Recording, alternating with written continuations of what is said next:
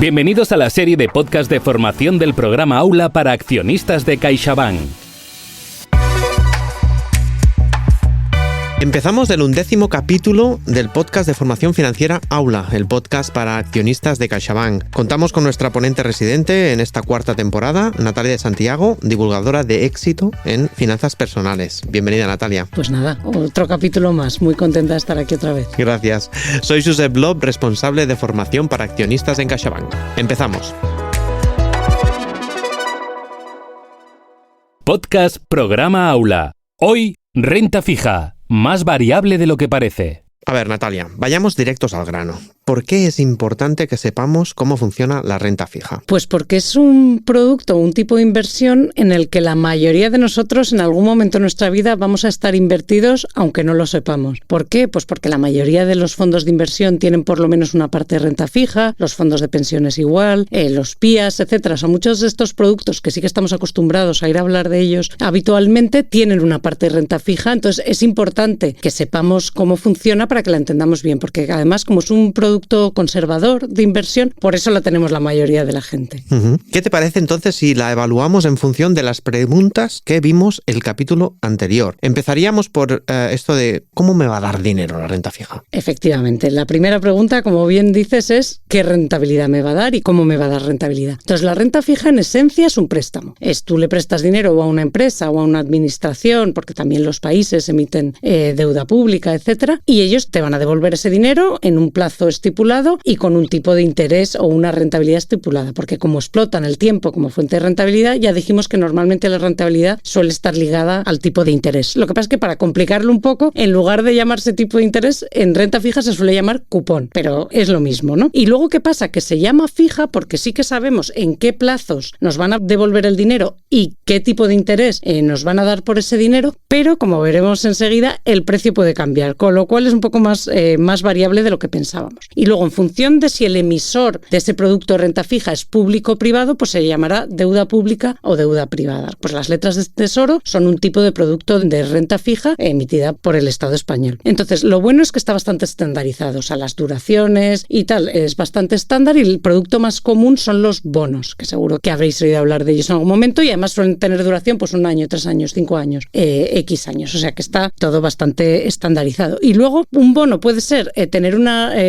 rentabilidad explícita, es decir, yo pongo 1.000 euros y me van dando pues X euros con unos plazos determinados y al final habré acumulado X ganancias, o implícita, que significa que si yo compro un bono de 1.000 euros a 1 año, imagínate, ahora me lo venden a 900 y pico, es decir, yo ahora lo compro más barato y dentro de 1 año sé que me van a dar 1.000 euros. Al final el concepto es el mismo, pero la forma de expresarlo es un poco distinta. Pues en principio parece que calcular la rentabilidad de este tipo de producto es fácil. Sí, pero no. O sea, sí, porque es verdad que tú cuando compras un bono o lo que sea ya sabes qué rentabilidad te va a dar y en qué plazo, con lo cual el cálculo te lo dan hecho, como quien dice. Lo que pasa es que como son productos poco líquidos, porque realmente tendrías que esperar al vencimiento siempre, lo que se inventaron fue un mercado secundario. Es decir, tú, si por lo que sea necesitas vender esa inversión antes porque necesitas el dinero, puedes ir al mercado secundario y vender tu bono. ¿Qué pasa? Que ahí el precio sí que puede variar. Y por eso es más variable, la llaman fija, pero es más variable de lo que parece. Entonces aquí hay que tener en cuenta 2 cosas. El precio de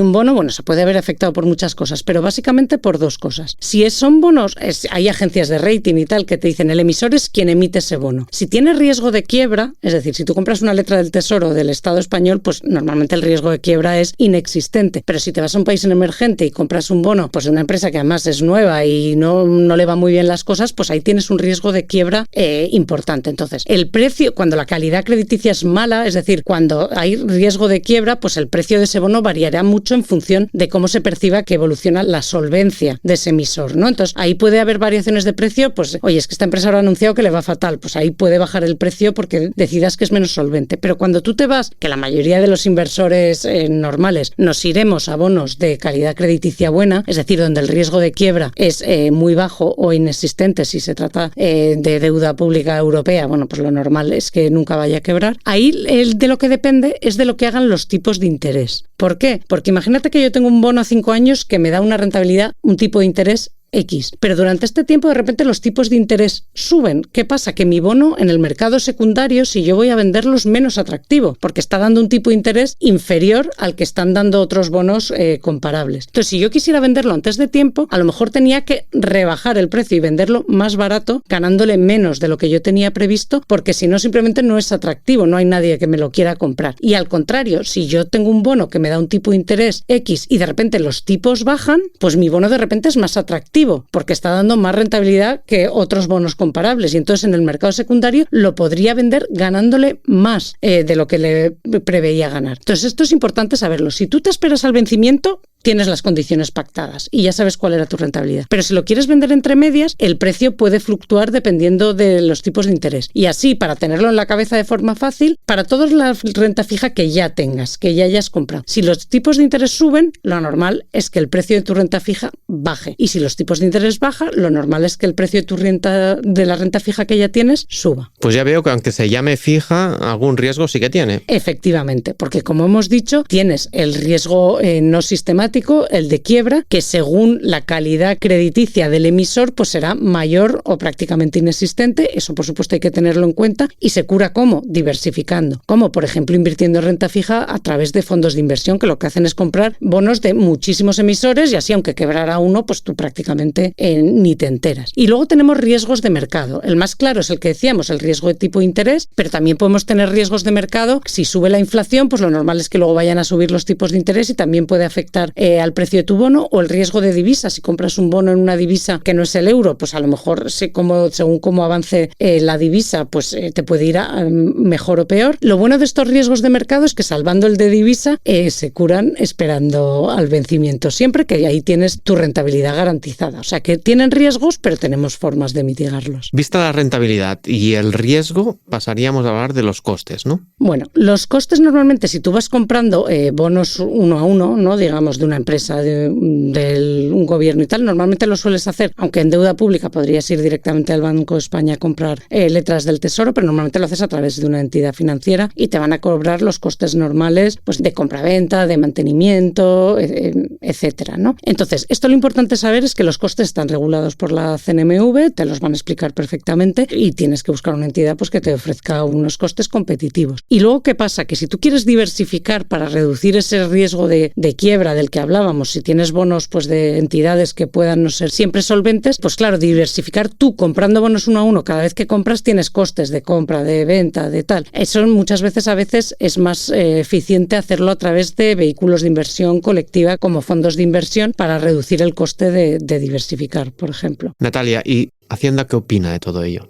Bueno, en este caso es bastante fácil porque Hacienda lo que opina es que esto se tributa en la base del imponible del ahorro como rendimientos del capital mobiliario. Entonces, bueno, en esos tramos que hablábamos, que ahora mismo están entre el 19 y el 28%, aunque esto puede cambiar. Y nada, tú cuando realices tu inversión, pues si vas cobrando periódicamente, te van reteniendo ya parte de esas ganancias y cuando al vencimiento, pues ya pagas sobre el total de tus ganancias. Lo único es tener en cuenta también que si lo haces a través de fondos de inversión, te beneficias de esa fiscalidad especial que comentamos en el capítulo anterior que tienen los fondos de inversión, que hace que entre medias no tengas que tributar, con lo cual te permite tener más dinero invertido, que siempre es una forma de sacar más rentabilidad. Y en términos de liquidez y de cómo encaja esta inversión en nuestro patrimonio, ¿qué tenemos que saber? Bueno, lo bueno es que la renta fija es muy, muy versátil, porque hay muchas duraciones, hay bonos, hay letras del Tesoro a 90 días, a un año y tal, y luego bonos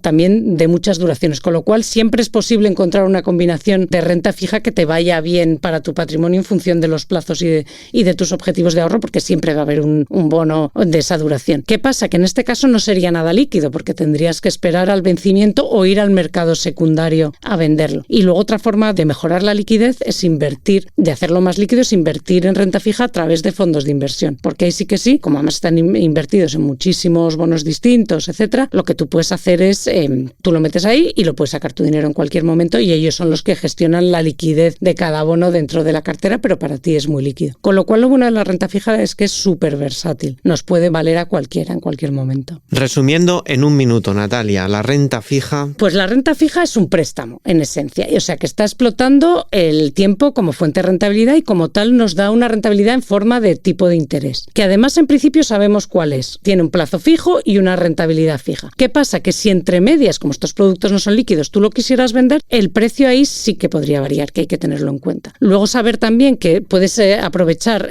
para ser más eficiente en términos de costes, de rentabilidad y de liquidez, hacerlo a través de fondos de inversión. Y luego que es un producto súper versátil porque se ajusta fenomenal a cualquier tipo de plazo y de objetivo que tengamos, y además son productos como de poca volatilidad, no son de mucho riesgo, con lo cual también pueden ser válidos para el corto plazo, etcétera. O sea que raro será que no encontramos un producto de renta fija que nos vaya para lo que necesitemos. Natalia, como siempre, aprendiendo de tus explicaciones. Ahora creo que ya tenemos todos un poquito más claro qué es la renta fija y que a menudo no es tan fija como parece. En el próximo capítulo, último de la temporada, nos darás las claves para invertir en bolsa. Bueno, sí, ese tiene mucha chicha porque todo el mundo quiere invertir en bolsa, pero mucha gente está muy perdida. Así que bueno, a ver si ponemos un poquito de luz. Gracias, Natalia, y nos vemos y escuchamos en el próximo capítulo. Gracias a ti, Josep.